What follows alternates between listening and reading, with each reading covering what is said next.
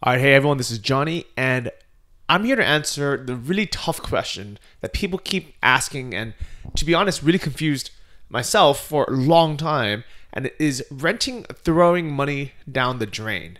When I'm renting instead of buying a house, that monthly rent, whether it's $1,000 a month or $2,000 a month, am I just throwing that away because I'm not building equity into a house that eventually I will own? Well, we've all heard sayings like, why pay the landlord's mortgage when you can pay your own? And what that means is, why are you paying off someone else's house with the monthly rent when they will own it at the end of the day, versus when you can just get out a mortgage and buy a house and you pay off that debt, so you eventually own that house and you can live there for free after the 10, 20, or 30 years of paying that mortgage. So that's the kind of the big question, right? It sounds silly to rent. It sounds stupid that we're literally just flushing money down the toilet every single month by giving away our rent. And whether your rent is $800 or it's $2,000, it's a lot of money just to be giving away for no reason. But here's the thing: is you will always pay rent to somebody. You're either paying rent to the landlord, where your monthly rent goes to using the apartment or the house, and we're going to get into a little bit more of that later, or you're paying money to the bank for lending you that money for your mortgage. I think in a different video, I'm going to talk about, is it worth it to just buy a house in cash? But I'm assuming most of you guys don't have $350,000 or $500,000 to buy a house upright. And even if you had that money, if you had $500,000 in the bank, maybe it's not the best investment to buy a house that you're going to live in cash. Most people will get a mortgage. Most people will put 10% down, maybe 20% down.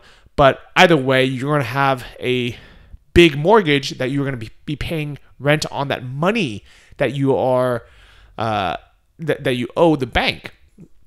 So I'm going to break down with numbers. I took out an Excel spreadsheet, and I really want to just dive in deep and really explain this as good as possible. And to be honest, while doing research and putting together these slides, this has helped me really clarify and understand why paying rent to an apartment, to a house, or even to an Airbnb is not throwing money down the toilet.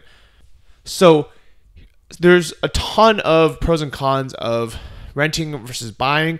I'm not going to go into all of this right now.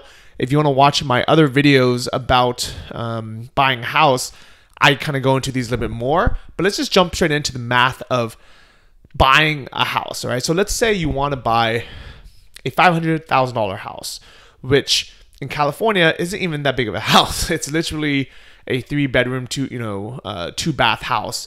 Or where you live, maybe it's a bigger one. But either way, let's just use this as an example. Let's say you put down 10%, which is $50,000, which is what a lot of people can save up. Not everyone can save the full 20%. So what we have here is, it's a $500,000 house. We're putting down $50,000, which is 10%. And now we have a $450,000 mortgage, which means we owe the bank, or the mortgage company, $450,000. And we're going to pay that off in 30 years.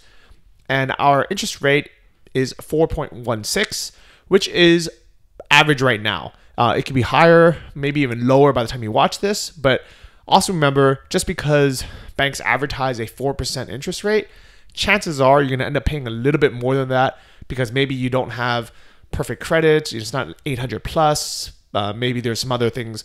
But 4.16 is the actual average of what people are paying today for a house. We're using that as an example.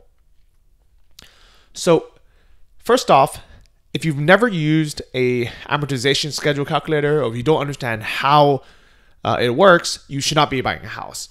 I'm going to have links to this in the description below. Please, please, please plug in your own numbers. If you own a house already, plug in these numbers and see what you're actually paying. I think it should be illegal for any a mortgage company or any bank to lock you into a 30-year mortgage without showing you these numbers and having you really understand it. I don't think anyone should be allowed to take out a mortgage, whether it's 10, 20, or 30 years, if they do not know how to properly use an amortization schedule calculator, because this just really just breaks down so easily what you are actually paying towards interest and what you're paying towards the principal month by month for the term. So for us, in our example, we have a $450,000 house. We're paying it off over 30 years at 4.16, which means every single month we are paying a flat payment of $2,190. So as I explained in my previous video of the pros and cons of buying a house, one of the biggest benefits of buying a house, and this is to live in, this isn't necessarily to rent out, but to live in a house, one of the biggest benefits, and maybe really the only benefit, to be honest, is the stability of knowing that monthly payment is going to be fixed. You will never pay more than $2,190. Even if rent goes up, even if there's inflation in 5 or 10 years, you are fixed at this amount. You can be comfortable there. You don't have to worry about rent going up. The IT boom happening in your city and driving up rent prices or something happening. All right, you're safe. That's gonna be your rent. However, this is something that people don't really think about: is that money that you're throwing away in rent, you are throwing away in interest here. People think that they are paying, their monthly payment, that $2,190 is going towards their house, but it's not. 70% of it is going to interest to the bank. You are paying 70% of it to the bank as interest, and you are literally throwing that money away exactly the same you would as rent. But here is the difference: is as I showed you in the previous videos, it is a lot cheaper to rent a house than it is to buy a house when you factor in property tax, maintenance, the closing costs of buying the house, and all the other factors. You will end up spending on average 30% more anyways. And now by owning the house, you lose that flexibility of being able to move closer to your job. If your job changes, like what happened with my cousin's example, or something else happens in your life where you need to either downgrade to a smaller house or upgrade to a bigger house or move somewhere, you lose that flexibility. So let's say you buy this house, you'll notice that in the very first year, the entire year, the mortgage agents or the real estate agent will say, oh, don't worry. In the beginning, you're paying a lot more interest, but then eventually you'll be paying more in off the principal as the total amount goes down. You'll be fine. Don't worry about it. Well, here's what they don't tell you is that takes 15 years before you're even paying slightly more towards the principal than interest. Think about that. For 15 years, over 100 months, you will be paying most of your money every month into interest, which means you are throwing away money and not having that flexibility of renting. All right. So here's just the first year. The very first month, only 28.7% of your $2,190 is going towards your actual house.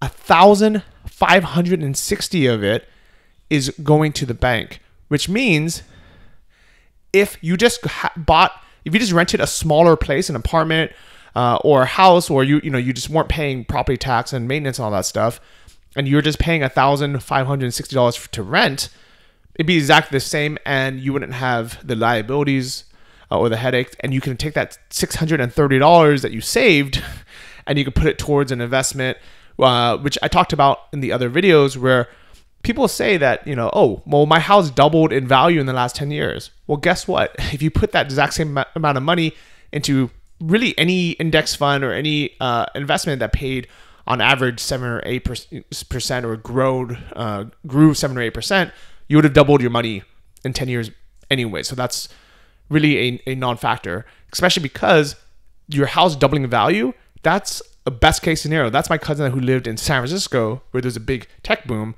If you lived in any of the 48 other states, probably wouldn't have doubled. It probably would have just kept up with inflation, or it could have went down. So that would have been a gamble. So let's kind of dive into this a little bit deeper, right? So your investment, if you do the math, you are throwing away all that money that you're paying to interest. All that is going to the bank. So in this case, $1,560 times 12 is $18,720 every year that you're just throwing away, while the equity you're building, the money that's actually going towards paying off your mortgage, was only $630 a month on average, which means $7,500. And if you really think about it that way, if you just kind of do the math, you're not building that much equity. You're just throwing away money, right?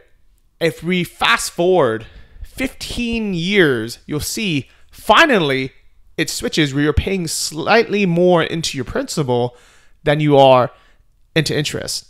So now it's like 50-50, right? So like, let's say about $1,000 goes towards your house, $1,000 goes to the bank in interest, which means technically you're paying less rent now. You're only paying $1,000 rent, and you're being forced to invest $1,000.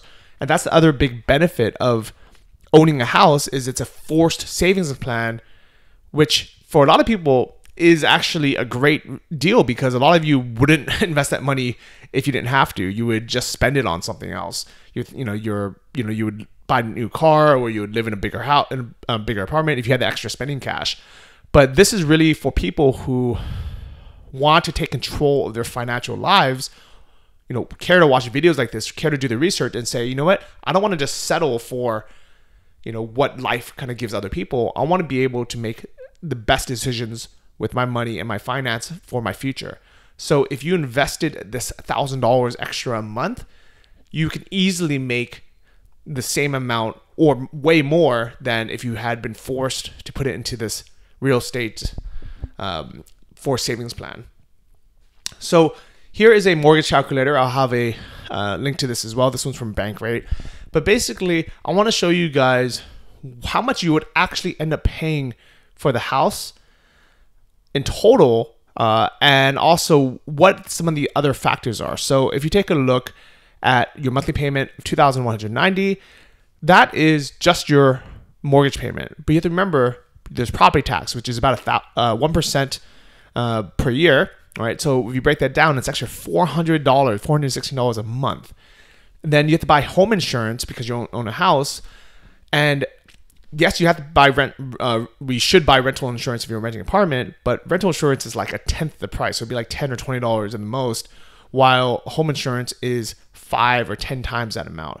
And then you have other costs to maintain the house, the property. And these are things that you don't have to fix, or you're not responsible for if you're renting the place, because they take care of it. And the way that we factor that is people spend about 1% of their home value in maintenance, repairs, upgrades, and things like that kind of over the lifetime. And if you didn't pay 20%, you would actually have to pay another, a huge amount of money, maybe up to, I don't know what the percentage is, but for mortgage insurance, if you couldn't come up with the 20%. So we didn't even factor that in. And let's just put that into the other costs. In general, you are spending way more money when you actually factor in all these things of owning your house versus just renting. In this case, you're spending almost $1,000 more a month that you don't really think about, because the property tax comes at the end of the year. You pay that at the end of the year. The home insurance, maybe you paid at the end of the year too, you don't think about. And the other costs just kind of come once in a while. So you don't always have a new roof that you have to put in. You don't always have to repaint or repave. All these kind of come sporadically, so you don't really think about it. But if you really factor in over the year or over 10 or 30 years, on average, this is what you'll be paying, which means in total, after the 30 years, you'll be spending $1.12 million on this house for this $500,000 house. So you would have spent more than double, which means when people say, oh, my house doubled in value, my parents, if someone's house doubled in value, guess what? You paid more than double anyway. So it's not like you made any money. It just forced you to save that amount of money, which is good, because a lot of people wouldn't have saved that in the first place. But don't lie to yourself and think you magically just doubled your money, because you didn't. And if you had taken that extra money and you would have put it into an investment, you probably would have made that much, if not a lot more. So congratulations, after 30 years, your house is now worth 1.12 million, which is awesome, right? Now you have no mortgage and you have no rent and you have $1 million asset. These are all good things. It's not a bad thing to be in this situation. It's actually a great thing. And this was the American dream for a long time. Now you have a free place to live. Now you have zero rent. You have this $1 million asset. The problem is it's all tied into this house. So you don't actually have $1 million in the bank. That you don't have this money making you more money. You just have this kind of tied up asset that is a liability, which means if something happens in this house, you lose $1 million, which is insane, right? Not everyone has earthquake insurance or flood insurance or fire insurance or natural disaster insurance. Something happens, you're screwed. All your money was in here. It's not like you have that money diversified in different indexes and different savings accounts and different platforms. All your money is there. So this is money on paper that you don't actually own yet. And a lot of people don't also factor in, there isn't a huge opportunity cost factor. If you think about it, that $50,000 you put in down payment, that was locked up in your house for an entire 30 years or until you sell your house. And in the last video I explained, if you sell your house before 10 years of living there, you actually lose money when you factor in the cost of moving into the house, what you paid your real estate agent, all the different fees for getting the mortgage, things like that. So after 30 years, that 50 grand, it factors into the house. So now you have this great house. Awesome.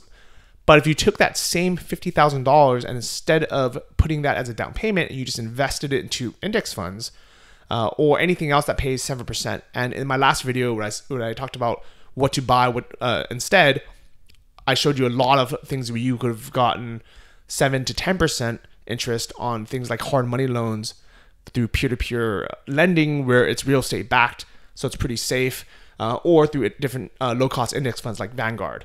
So with this, after 30 years, that $50K would be worth $380,000 just with compound interest. And compound interest is crazy.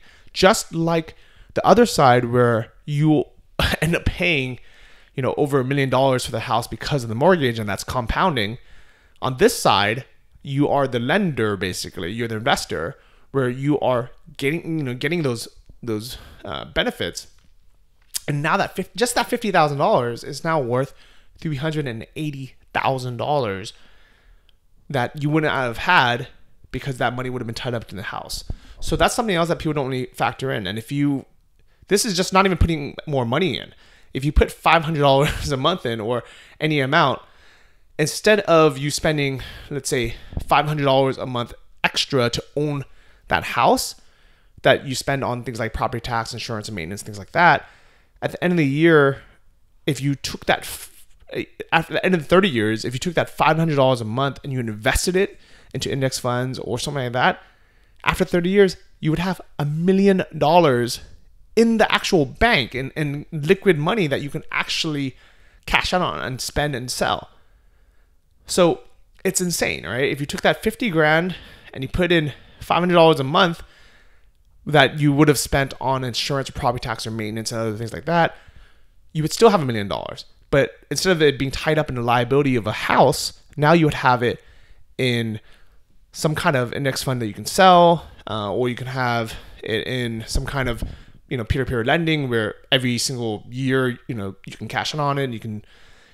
And basically it's one of those things where there's no clear kind of path. All right, there are pros and cons of both sides.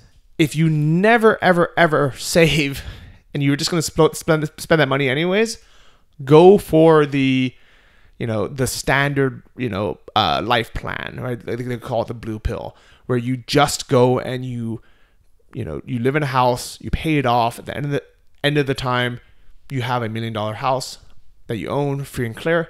Awesome. But if you really want to maximize your money, have the flexibility, have the freedom, and be able to maybe increase that a lot more, then these kind of videos are for you. So I explain a lot more in my last two videos. One is called minimalism, why less stuff equals more happiness and money.